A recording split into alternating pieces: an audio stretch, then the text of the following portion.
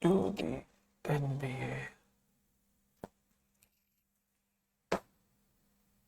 16 minutes is a lot though.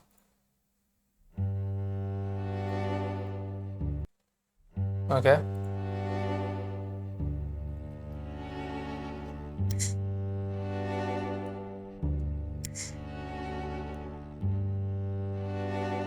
Give me a hot minute. I'll restart the camera.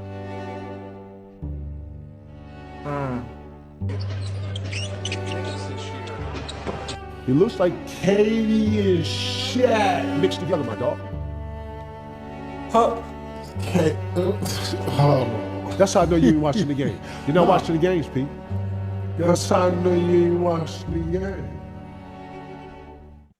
My brothers, it's a new NBA season, and you know what that means. New faces, new contenders, and a new batch of some of the most appalling takes you've ever seen in your life. Yeah. And today, we're gonna take a look at some of these takes. The good, the bad, And the downright atrocious. Oh. He had it, bro. Low-hanging fruit.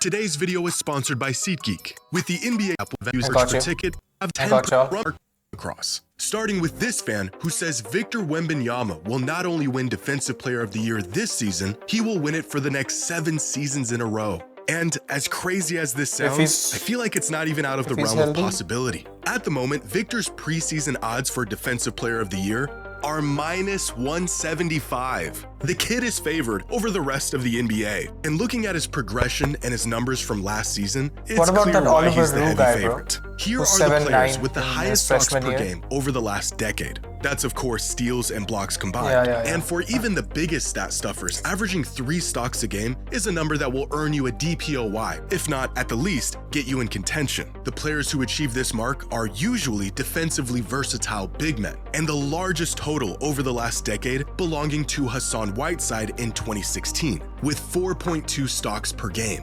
Until Wemby blew that and every other total out of the water, with 4.8 stocks per game. Oh wait, those were his stocks as a rookie. Here's his number from last season. But stocks, although enough to persuade some voters, aren't necessarily a great measure of a player's defensive impact. What are good measures, however, are metrics like crafted defensive plus-minus and on-off splits. How big of an impact are you making on defense, and how does your team perform when you're on the court versus off the court? And here is every player in the league last season who logged at least 1,000 minutes charted according to those two metrics. This group here in the top right corner are the players that thrived in both of those defensive metrics. Draymond Green, Rudy Gobert, Alex Caruso, and of course, Victor Wembanyama, the best defensive player in the league in just his second season. But in the future, Wemby will be competing against his peers, the players his age. After all, the kid is only 21 years old. So if we limit this chart to players no older than 25, well, yeah. Of course, winning the award once and winning it 7 times in a row are two completely different things. Even if a player deserves an award, voters' fatigue may end up being his biggest obstacle. However, Wemby's gap on the field may just be big enough to overcome this. In a recent survey, GMs across the NBA were asked who they felt was the best defensive player in the league. And to no one's surprise, it was Victor Wembanyama, winning 80% of the votes. Now, what is surprising is that in the 23 years that this survey has been conducted, no player before Wemby has ever been regarded as the best defender in the league with such an overwhelming majority. The highest Giannis ever got was 48% of the votes. The highest Ben Wallace ever got was 38%. KG, 44%. Kawhi, 67%. Dwight Howard, arguably the greatest defender of the 21st century, managed to get 78% of the votes after winning his 3rd straight DPOY. And then there's Victor, entering just his 3rd season in the league. So if winning the award is just as much about convincing fans and voters of your merits as it is about the actual impact you have on the game, then you might as well ship the award to Wemby's house right now. But the one thing that could prevent him from sweeping this award for the foreseeable future is the very reason why he didn't win it last season. The kid was dealing with an injury. He missed too many games, and he was ineligible for the award, which is a very real possibility as to why he may not end up winning it in future seasons. But as long as he's got 2 good knees and an 8-foot wingspan, it's hard to imagine anyone else earning the award over him for quite a while. So, as crazy as this claim looks, this is a good take. Now, this next take comes from Bill Simmons in a recent podcast he did with Zach Lowe discussing the future of Nikola Jokic's legacy if things fall in his favor this season. Is there a star player with a bigger I don't know if legacy it's falling shift in their favor, though. brewing West is so on a strong. pot on the stove than Jokic this year? Because if they win the title, They have and he wins Valanciunas. MVP again, I think that's the new guy. I think he's indisputably one of the Is best that 10 all they players got ever. for Russell Westbrook? I think that has to be the They don't have any outcome. crazy rookie I this just year. don't see how he's not on a top 10 list after I that. don't He think they has do. to be. But if Every he year. gets the second one, the names he's next to immediately, not next to like, oh, 3 more years, it's next to immediately are like the holy pantheon of NBA players. He has to be with Bird and Magic at that point. Yeah. He's next to them. Yeah. Now, there's a really big if going on here. If Jokic can win another title this season, which in that case would undoubtedly be paired with a finals MVP and another regular season MVP to go along with it, would that make him not just top 10 all time, but even Top creeping 100. near top 5 territory, right up there with Bird and Magic? And to Then make me, him a coffee, this is yeah. a no-brainer. But to my surprise, this was a scorching take for some fans. What? Many fans would still have him outside of the top 10, somewhere I think between Wemby 12 and 18, is- which is absolutely absurd. It's tough to make a top 10 list that's agreed upon, but there is a consensus top 12 that pretty much every fan agrees on. And Yeah. it's these 12 players I love in how no Curry's particular number order. 1. And when you compare Jokic's no, numbers no. and In accomplishments with particular these order, guys, bro. assuming I he mean, pulls off no. the season Simmons described, Jokic clearly belongs in this group, Kobe and even here? ahead of a Yeah. handful of them. There's only Yo. 3 players in NBA history who have more than 4 MVPs. Only 5 What do players y'all in mean, NBA no? history who have more than 2 Nobody finals healed, man. MVPs. And What in about terms Buddy of fucking statistical impact, Jokic's numbers are just flat out better than anyone's. He's Not now better the than all-time leader Buddy in Hield. virtually every advanced metric That's and pretty crazy. increasing his lead on the field with each season. The only thing holding him back from crashing the party at this point is championships. But that is a huge if. Winning a title is the toughest thing to do in the sport. He has a Winning title. an MVP in the same season, even rarer. But a historic Jokic, season if he wins like a this title, Jokic may is be getting in the MVP cards for and Jokic finals in MVP. 2026. Every year After he a can. If busy he wins offseason, the Nuggets have now surrounded he's getting Jokic that with MVP. arguably the best roster he's had in his career. That is true. They've added depth at the center spot with Valanciunas, they've bolstered their shooting with Tim Hardaway Jr., and they've I'm sorry. added They're depth at so the center fucking spot cute, with bro. Valanciunas. They've bolstered their shooting look with the Tim same Hardaway if Jr.'s Jokic career. had a big They've added beard. depth at the center spot Now look at this. with Imagine Jokic with a bigger beard. Am I not spitting fucking facts right now? Oh my god. Valanciunas. They've bolstered their He shooting looks with so Tim much Hardaway better with Jr., a Harden and they've like beard, upgraded bro. their starting lineup with the addition of Cam Johnson. Moves Oh. that have made them one of the favorites to win the title this season, with better odds than they've had in any season since their title run in 2023. And in terms of an MVP, there is no player more perpetual and inevitable than Jokic. The guy Jokic. always plays, his numbers are insane, and they haven't budged in a half a decade. His team looks to be better, so they're set up nicely to grab a top seed. And after averaging a 30-point triple-double last season and Yeah. still coming up short in the MVP race, I wouldn't be surprised if the MVP narrative is in his favor this season, similar to what happened in 2024 after losing to Embiid in the previous season. In pretty much any other scenario, it would be comical to hint at a player having a historic season like this. But this is prime Nikola Jokic we're talking about, coming off the best individual season of his career with possibly the best roster of his career. And if he could pull it off, I agree with Bill. He would Yeah. undeniably be a top 10 player of all time with the likes of Bird and Magic. This is a great take. Now, this next take comes from a fan who says Joel Embiid will go down as the biggest what if in NBA history. And although I don't agree with this take, it is nice to see some Embiid appreciation every once the in a while. biggest what Joel if. Embiid has been dragged down what by if, for injuries sure. about as much as any superstar of the 21st century, even to the extent where the word retirement was being thrown around 18 months after he won an MVP. And after recent physical evaluations, it appears that we will unfortunately never see MVP caliber Embiid again. I Now, agree. I understand why a lot of people couldn't care less about the man's game. His headache-inducing play style, the annual playoff regression, the fact that he's intentionally ducked Jokic on numerous occasions. There's always something going on with Embiid. But I could recognize these faults and still see that the guy is one of the most dominant forces of his generation. This is a player who averaged 32 and 11 a night for a 4-season stretch, averaged more points than minutes for an entire season, the only player to do this since Wilt Chamberlain. Less Yo, than Will Chamberlain is every 2 statistic. years 4 ago, times at Embiid least. had a 2 times. 23-game stretch where he averaged 40 points a game on 69% true shooting.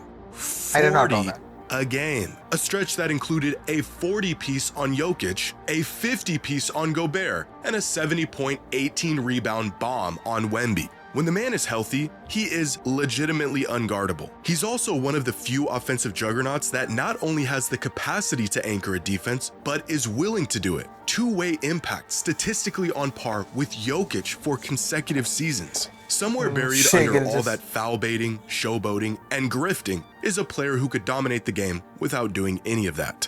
But with that being said, I don't think Embiid can be the biggest what if of all time for all of those reasons. We have already seen him at the peak of his powers for multiple seasons. Insane individual numbers that never culminated into any tangible success in the postseason. Whereas other big what ifs like Derrick Rose and Bill Walton were league MVPs with playoff success, but sustained career-altering injuries before they even hit their peak. They were proven Oh my god, that dunk hits me.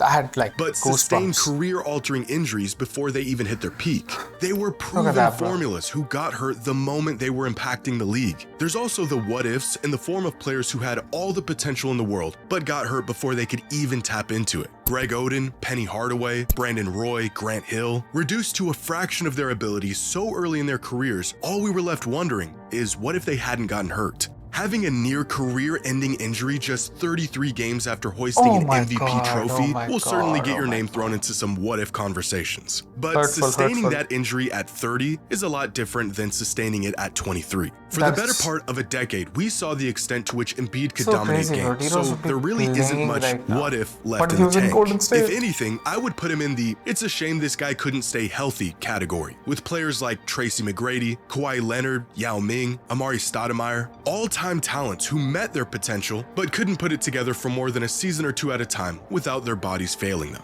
Joel Embiid is prolifically underappreciated as a player, but I don't think he's nearly the biggest what if in NBA history. Now, our last take comes from a fan who says the NBA is too talented, stating that the globalization of the game, the increased talent pool, and the new second apron have made teams impatient and left a lot of NBA caliber players out of a job. And although I understand the sentiment, and the NBA is certainly the most talented it's ever been, I don't think the NBA is too talented. The reason why we're now seeing so many talented, capable players miss out on roster spots is because not only has the floor for NBA talent increased drastically over the last decade, but because teams have also gotten drastically smarter over the last decade. Talent alone, for the most part, is no longer enough to keep a spot in the league. Organizations optimization is the death of everything. Are now prioritizing things like fit and a player's role and how they can contribute and blend into a system over sheer talent and skill set. And regardless of how talented you are, unless you're a superstar, if you aren't a good fit, you won't have a place in the league.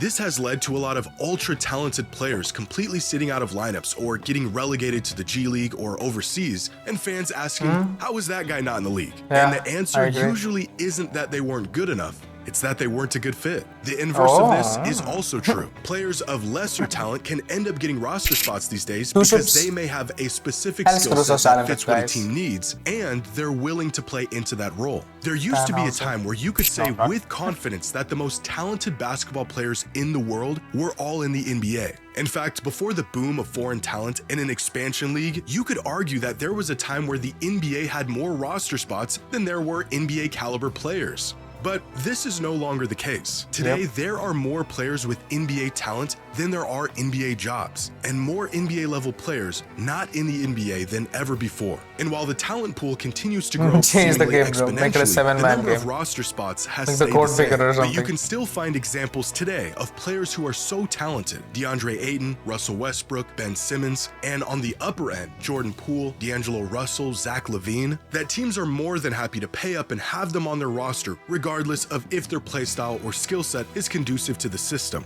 And this approach just isn't good enough to win games in today's NBA. And I think as teams continue to get smarter, we'll see less of this and see even more talent leak out of the NBA. Recently on his podcast, Jaylen Brown had a great take on this. There's so many talented players that are not in the NBA. NBA, I don't think is the best talent in the world currently right now.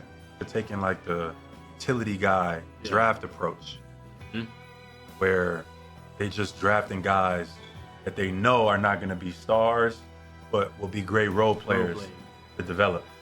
So the actually most talented players, it's a lot of talented guys that's not in the NBA right now. I agree with that. The game has changed. I think in the 90s and the 2000s, the best players was in the league. Nowadays, in the 2020s, that is not the case. Talent will always be the He great is smart. filter He's of just the corny NBA. sometimes. It decides who gets a chance and who doesn't. But fit and cohesion are more important now than ever before. So I don't think the NBA is too talented. Teams have just shifted their priorities. I And think talent this is alone also is no too longer enough to make an talented. elite. But Look I at- can I mean, appreciate no. this take. Not And two, let me know but what you a think. lot more. Share your hot takes I in the think comments it's below. two. And as always, Two sounds the negative. hotter, the better. Oh, I think it's over. I thought they were gonna talk about Cooper Flag, man. They had Cooper Flag in the photo. Anyway, I think that was it for today. Well, ooh, let me see that. Aaron Gordon dunk.